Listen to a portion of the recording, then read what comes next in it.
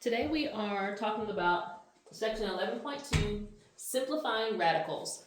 And so really going to just give a quick overview because this is something that's going to be easier once you've practiced it. So I'm just going to plow right into it and get going.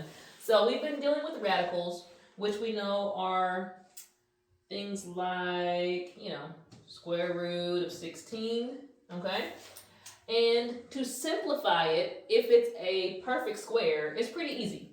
We would just say, oh, well, it came from, 4 times 4, so the square root of 16 simplified is 4.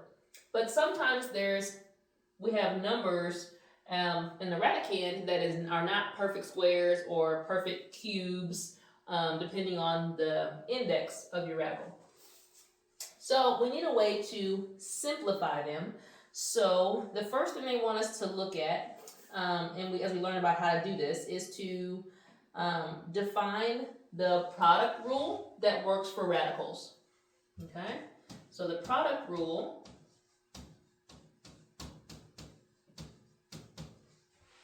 for radicals.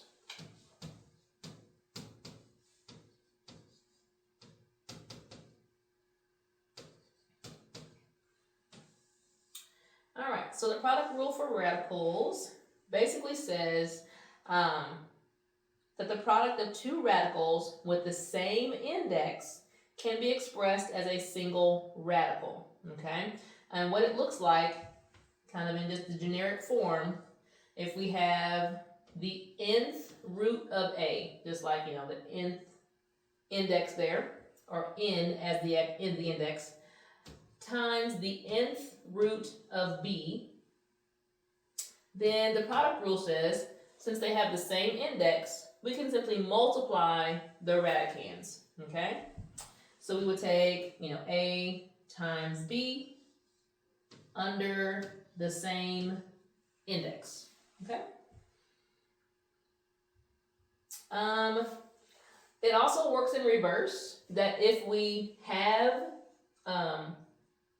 the ability to separate the radicand into two parts that can be, two factors, we can do that also. So we can start with, the nth root of a times b and say that it would be equal to the nth root of a times the nth root of b, okay? Just kind of in reverse.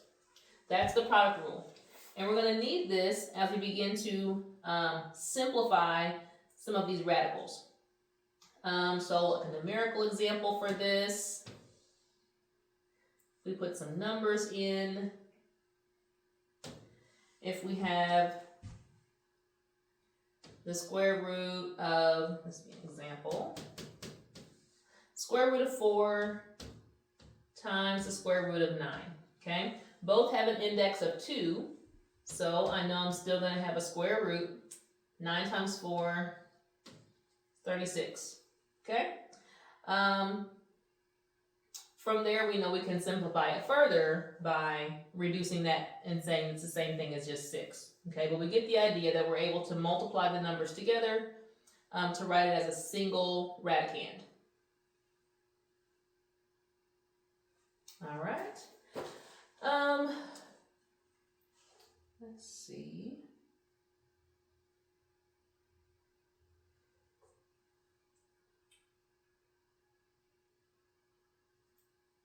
I'm trying to think of the best way to explain this without making it sound complicated. I'm sorry for the long pause. So I mentioned before that we can take, a product, what is a product, and separate it into factors with this product rule also. And so it says a radical symbol and its index can be distributed to each factor in the radicand, okay?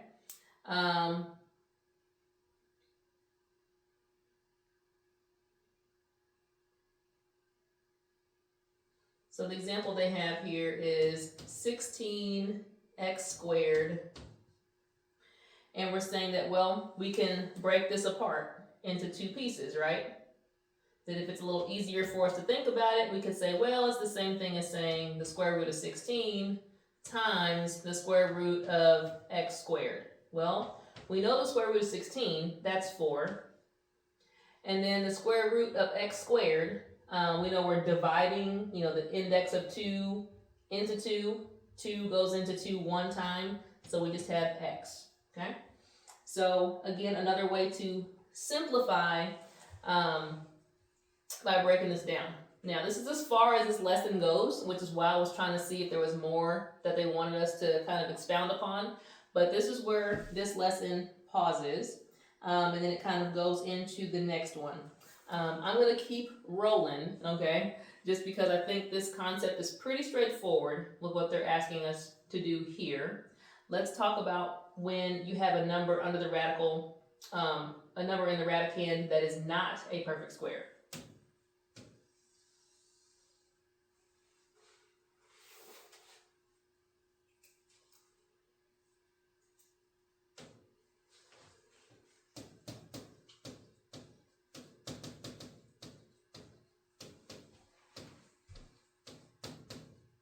Okay, so if we have a number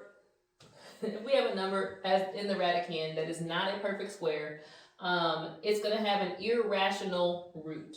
Okay, that means that it's not going to be a whole number. It's going to be some, decimal value that cannot be written as a fraction. We talked about what irrational means in a previous section.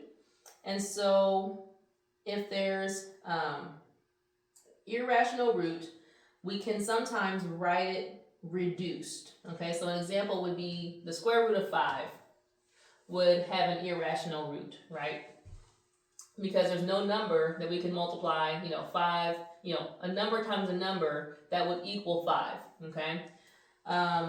If you put it in your calculator, it'll give you some nice decimal number that we would have to then round to get the answer, okay? So another thing we could do, let's use, the example the book has is actually 45. I don't know if you can squeeze a 4 in your notes there. But let's say we had the number 45, okay, as our radicand. It's also an irrational root. And if you put it in your calculator, it's going to give you 6.7082, and it goes on, because it's irrational. There's no pattern, no repeat, it just continues.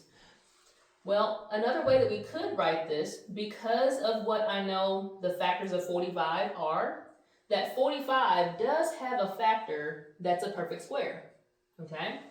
Remember our perfect squares were, 4, 9, 16, 25, 36. If there's a way to rewrite this such that there's a factor that is a perfect square, then we can at least simplify that part. Because of the product rule, we're able to break apart 45 and rewrite it as the square root of 9 times the square root of 5. And we can work those separately. So since I know the square root of 9 is 3, but the square root of 5 is irrational, I would have to leave it as the square root of 5. But at least I simplified it, and I was able to, take the square root of part of that value. So 3 square root of 5 would be the simplified radical for the square root of 45. All right, I hope that makes sense. Let's look at some more. Let's slide this up. And this is example 11.2. And the first one has the square root of 28. And the directions just say simplify, okay?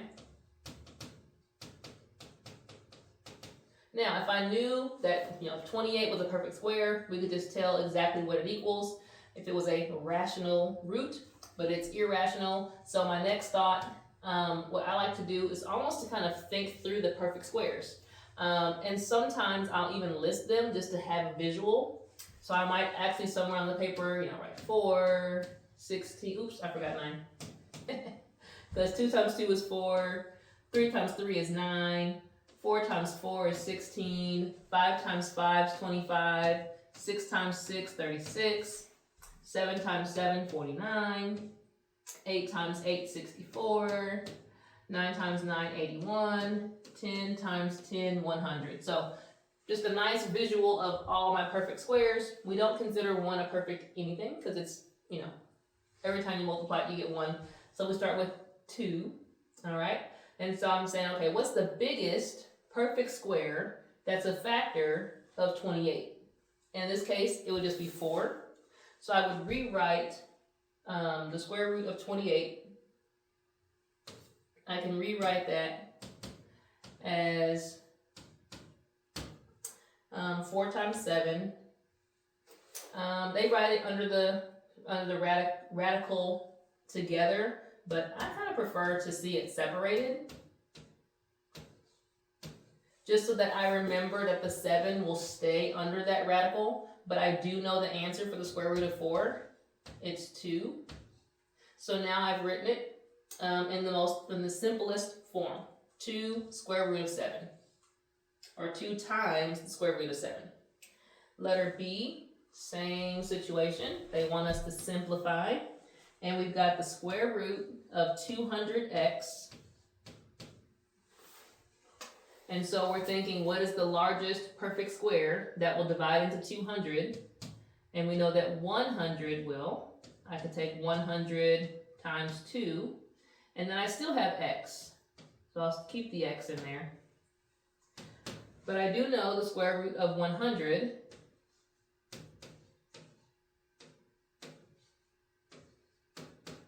the square root of 100 is 10, and then I still have the square root of 2x under the radical. Okay, so this would be the simplified way to write that radical. Okay, so we'll be working with problems like these 2 parts here, and before we do the last part of the chapter or this section, they get a little more complicated, but the same process. So we're going to get confident with this first before we go on to the next.